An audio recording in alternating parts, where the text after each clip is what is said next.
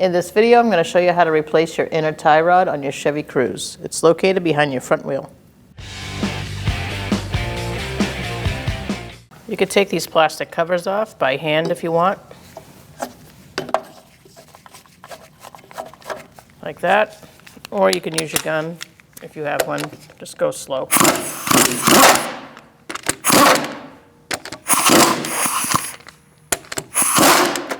Once they're loose, you can remove your hubcap.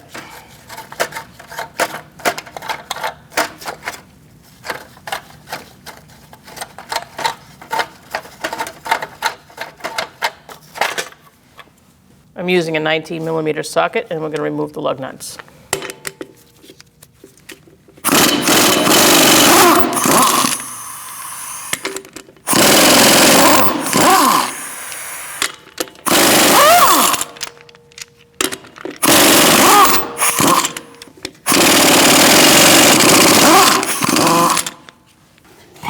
Remove your wheel. We're going to mark our tie rod and our inner tie rod and the nut. To begin, I always do this as an extra precautionary when putting back together. Use a 21mm wrench and break free your jam nut.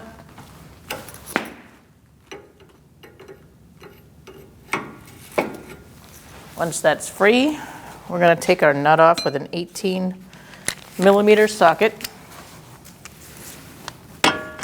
I put some penetrating oil on there to help out.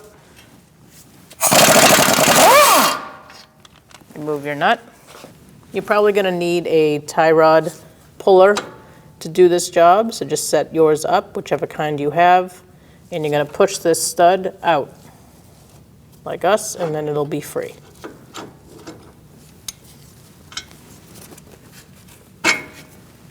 Our inner tie rod is stuck inside our outer tie rod, so I made sure my nut is loose, and I'm going to heat up my outer tie rod so I can move the inner tie rod. It's a 13mm wrench that goes on this nut here. This is how you adjust your alignment, so you don't want this to move too much. So I'm going to heat this up and free it up. And now we're going to turn this and try to free it up like that.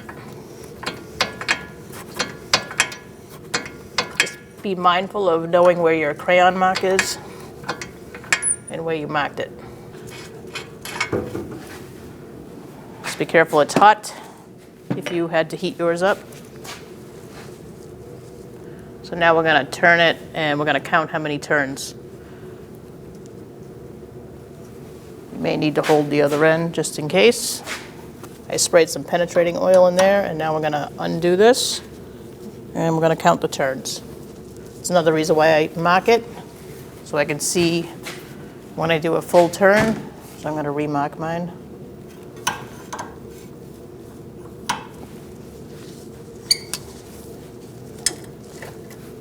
One, 2, 3, 16, 17. So I'm going to put a 17 on my strut.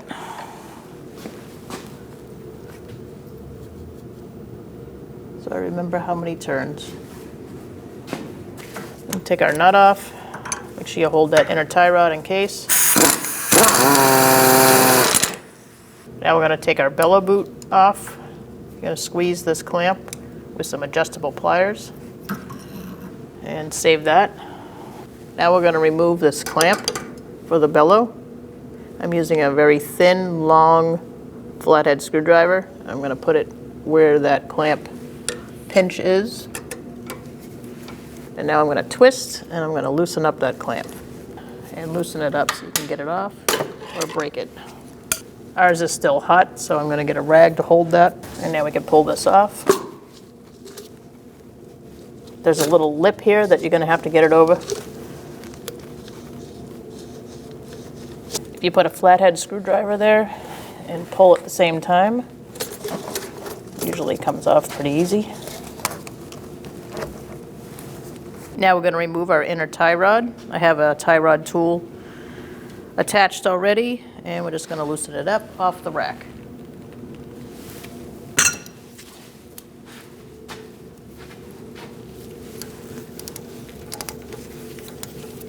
At this point, you can remove your tool and take it off the rest of the way.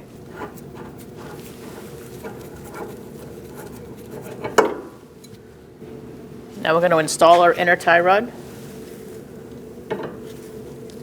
Just thread it on.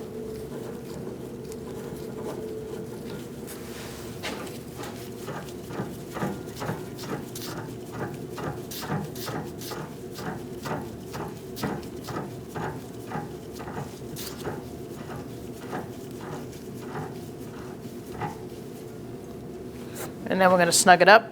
Don't over tighten it. Just tighten it and then go 1/8 of a turn. Now you can remove your tie rod tool and begin to put your boot on. It's a good time to put some grease on this ball joint socket. You want to make sure you get enough in there. And go ahead and push it in.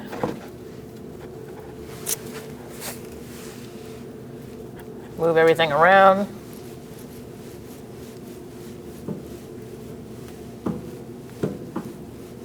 It should move pretty freely.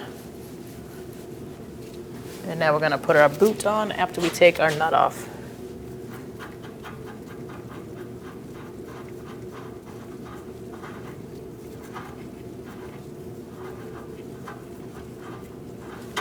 I'm going to put some silicone paste here.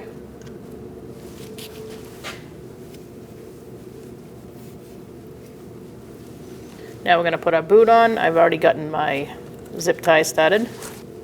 Now you're going to slide it onto the tie rod.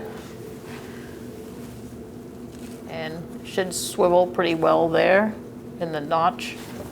And now we're going to attach our zip tie. If you need to, you can push it past that little notch to get the boot on the back end. But you're going to slide it onto the rack. And then you're going to get your zip tie around there and tighten it down.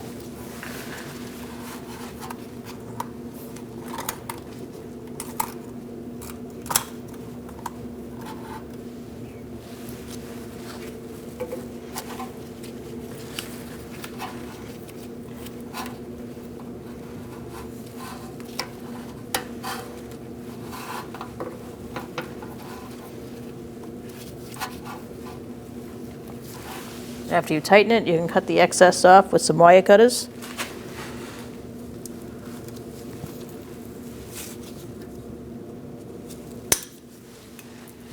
Now we're going to put our clamp on the other end. I'll get my hose clamp ready. You can also use a zip tie on this end, just don't over tighten it because it does need to swivel for alignments.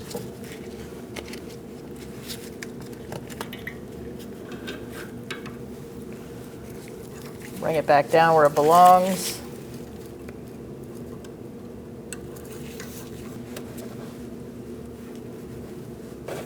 Make sure it's living where it belongs, and then release your clamp. Again, do one more check, make sure that moves. Now we're going to put our nut on.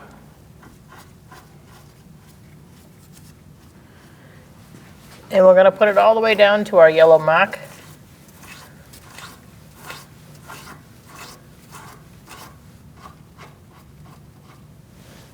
Now we're going to put our tie rod on. You may have to move this over and spin it on. Now, once you get it started, you're going to start counting the amount of turns that you had when you took it off, and mine was 17. So I'm going to start here with my yellow mark at the top. 1, 2, 3, 4, 5, 14, 15, 16, 17. And now we're going to move our nut towards the outer tie rod. We're not going to tighten it down yet, and we're going to put it in the knuckle.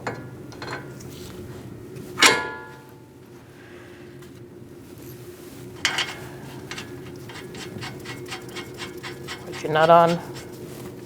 We're going to tighten that down and torque it. Now we're going to snug this up.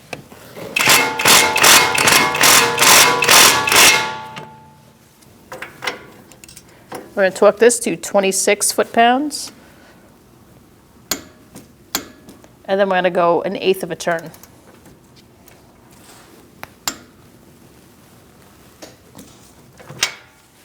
Now we're going to tighten our jam nut.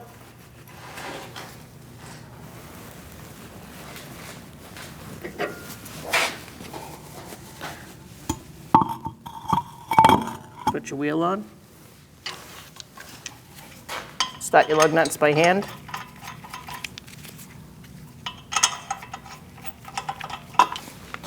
Oh yeah, we start at the one at the bottom and walk the wheel on.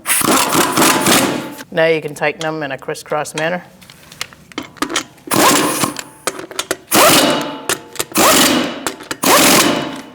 Using a 19mm socket, we're going to torque our wheels to 100 foot-pounds. We're going to do that in a star-like pattern.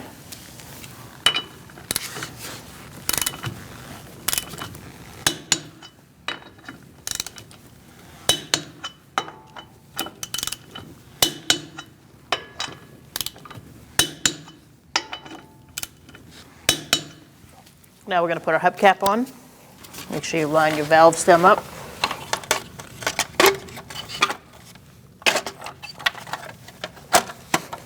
And your lug nuts.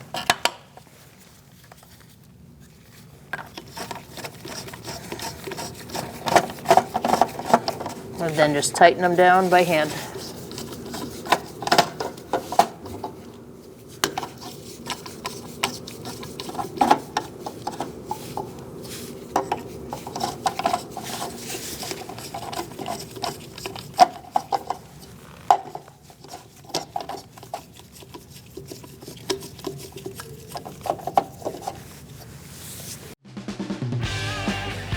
When only the best will do, demand TRQ. The only company that lets you view before you do. TRQ is committed to offering the highest quality aftermarket auto parts that are engineered for peace of mind. Thanks for using and viewing with TRQ.